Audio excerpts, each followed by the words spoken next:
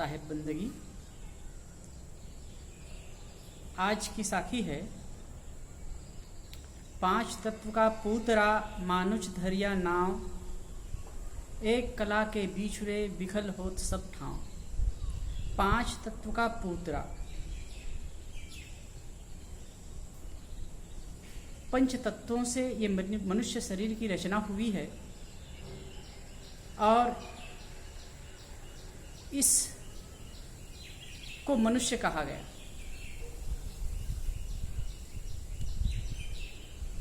लेकिन एक कला के बिछुड़े विखल हो तक सब ठाव। एक कला के बिना, एक कला के न होने से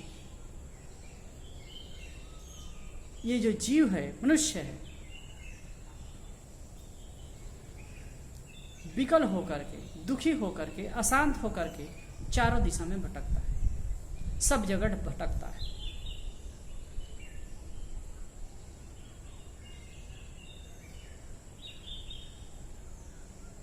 ये सुंदर मानव जीवन प्राप्त है।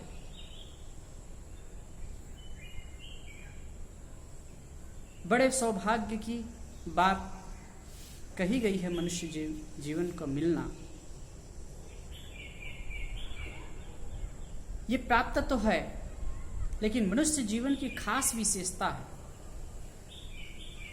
मानसिक शक्ति की। मानसिक शक्ति की वजह से मनुष्य जीवन सबसे कीमती और मूल्यवान है।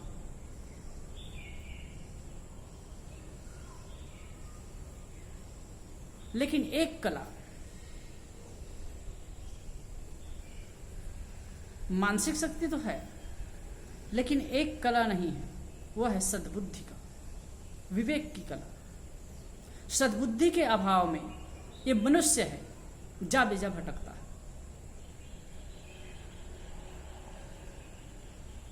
पांच तत्व से बना हुआ ये शरीर को जो जीव धारण किया तो इसे मनुष्य कहते हैं। लेकिन मनुष्य की विशेषता सद्बुद्धि के रहने पर है। सद्बुद्धि के अभाव में तो ये जा बजा भटकता रहता है, यहां वहां भटकता रहता है। सद्बुद्धि के अभाव में कितना विचलित और दुखी होता है, कितना अशांत होता है और अपने लिए और दूसरों के लिए समस्या खड़ा करता है, ये सहज समझा जा सकता है। आज सबसे ज्यादा विकसित और प्रभावशील प्राणी मनुष्य है और सबसे ज्यादा दुखी और संतप्त प्राणी भी मनुष्य है। और इसके लिए कोई दूसरा जिम्मेदार नहीं है, मनुष्य स्वयं जिम्मेदार है। एक कला के बिछुड़े विकल हो सब ठाव चर्चा करनी। सामान्य रूप से गृहस्थ जीवन में जब पति पत्नी विवाह करके आते हैं,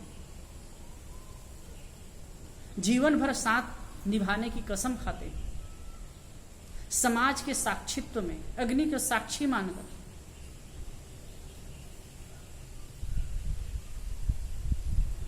एक दूसरे को साथ में जीवन निभाने के लिए कसम खाते हैं, संकल्प लेते हैं। लेकिन क्या होता है, जीवन भर साथ निभाने वाले कुछ ही दिनों में एक दूसरे से कट जाते हैं। 2-4 दिन, 2-8 महीना, 2-8 वर्ष में एक दूसरे को न समझ पाए, बात जम सकती है।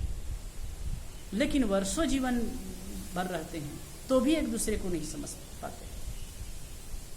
ये क्यों होता है? एक कला के बीच में, एक सद्बुद्धि की कला नहीं है, इसलिए विकल होते हैं। भाई भाई एक दूसरे के दुश्मन हो जाते हैं, तनिक स्वार्थ को लेकर एक दूसरे से झगड़ पड़ते हैं। क्यों? सद्बुद्धि के अभाव में। थोड़े थोड़े में एक दूसरे से तू मैं होता है। क्यों? सद्बुद्धि के अभाव। जो नहीं खाना चाहिए वो खाते हैं। क्यों? नहीं पीना चाहिए वो पीते हैं। क्यों? जो नहीं करना चाहिए वो करते हैं। क्यों? सद्बुद्धि के अभाव। एक सद्बुद्धि सद्ज्ञान के अभाव में आदमी भटकता है। मानसिक शक्ति है, सामर्थ्य है, लेकिन एक सद्बुद्धि नहीं है। इसकी वजह से जो मनुष्य है दुखी होकर के, अशांत होकर के, पीड़ित होकर के भटकता रहता है।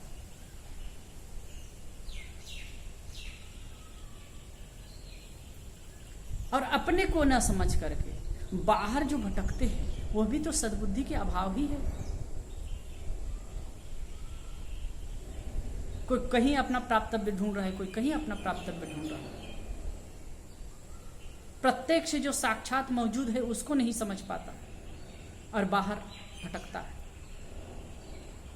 उलझता है। चाहे हम स्वार्थ में पढ़ करके, संसार की लोलुपता में पढ़ करके उलझते हैं, वह भी सद्बुद्धि का अभाव है। और चाहे मन गढ़न कल्पनाओं में,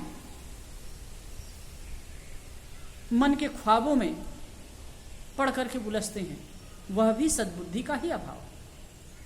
सद्बुद्धि हो जाने पर, सद्बुद्धि यथार्थ समझ हो जाने पर, सद्बुद्धि हो जाने पर बाहर का भटकाव बंद हो जाएगा, अशांति बंद हो जाएगी।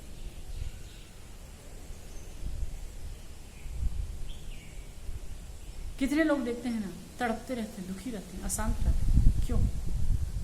आप थोड़ा तहकीकात कीजिए, देखिए, तो कहीं ना कहीं उनकी यथार्थ समझ नहीं होती है, इसी वजह से दुखी होते हैं। जो भी जीवन में परिस्थिति आती है, अनुकूल चाहे प्रतिकूल, अनुकूल पाकर के तो सभी खुशी होते हैं, आनंदित होते हैं, लेकिन प्रतिकूल पाकर के दुखी और विचलित होते हैं।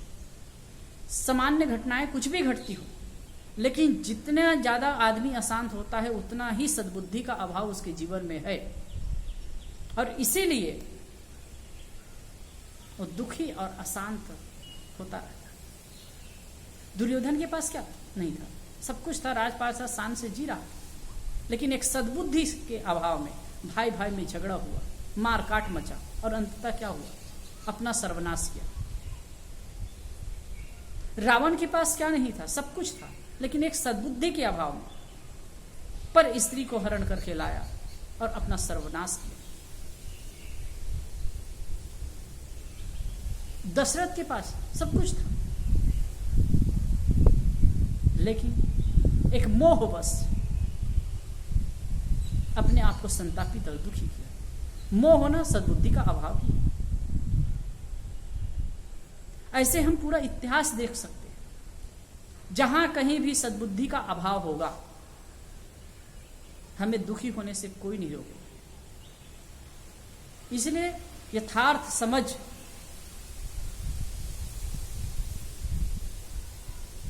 सद्बुद्धि के बिना हम सही रूप से नहीं जी पाएंगे। इसलिए ऐसा यथार्थ समझ, सद्बुद्धि को विकसित करना चाहिए, सद्बुद्धि का जागरण करना चाहिए। और सद्बुद्धि का अभाव हमारे जीवन में क्यों है, अब इसका जागरण कैसे होगा? हम खुद चिंतन करें, ऐसे सद्ग्रंथों को पढ़ें, ऐसे लोगों से मिलें जिनकी सोच सकारात्मक है, जिनके अंदर बुद्धि विकसित है, जिनके अंदर सद्बुद्धि है। ऐसे लोगों का संग साथ करेंगे तो वैसे वैसे हमारी स्थिति भी बनती जाएगी। क्योंकि जैसे संगत कीजिए वैसे उपजे गुण, जैसे संग होता है वैसे ही गुण उत्पन्न होता है। तो साहेब कहते 5 तत्व के भीतर, 5 तत्व का पुतला मानुष धरिया नाम। 5 तत्व के पुतला, इसका नाम मनुष्य रखा गया। और एक सद्बुद्धि के अभाव में यह भटकता है, अशांत होता है, दुखी होता है, पीड़ित होता है।